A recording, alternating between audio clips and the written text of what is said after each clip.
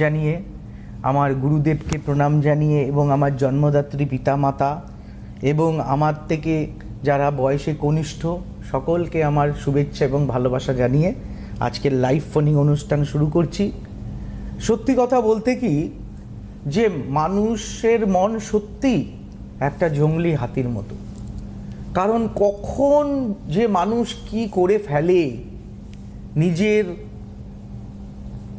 মানে অজ্ঞানতার বশবর্তী হয়ে, এটা কিন্তু আস্তে আস্তে সাধনার মাধ্যমে এই গ্রহ অবস্থানগুলোর জন্য যে মানসিকতা তৈরি হয়, মনের মানসিকতা তৈরি হয়, সেটাকে জপ ধ্যানের মাধ্যমে কিন্তু শান্ত করতে হয়।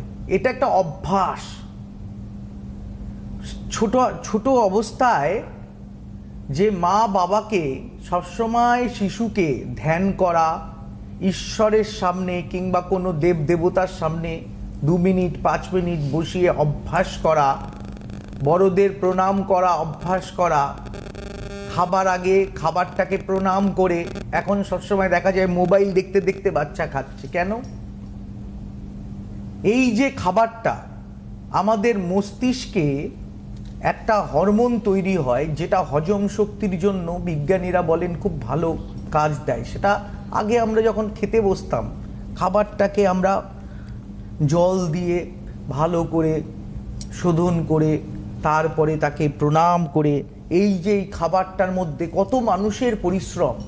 আপনি একটা ধান যখন জমি থেকে ওঠে, কত মানুষের আত্মত্যাগ, বলিদান, তারপরে এই খাবারটা তৈরি হচ্ছে, আপনার কাছ অবধি পৌঁছেছে। আপনি যে আজকে খেতে পাচ্ছেন, এই খেতে পাওয়াটাও ঈশ্বরের কৃপা। সেটা ভক্তি শ্রদ্ধা করে তবে কিন্তু গ্রহণ করা উচিত। বাচ্চাদের এই অভ্যাসটা কিন্তু আস্তে আস্তে তৈরি করা উচিত। জপ ধ্যান একদিনে হয় না। আমি রাতারাতি সাধক হতে পারবো না, আমাকে অভ্যাসের মধ্যে দিয়ে হতে হবে। সত্যি কথা বলা, সৎ পথে চলা, এগুলো প্রত্যেকটাই অভ্যাসের উপর নির্ভর করে। একদম।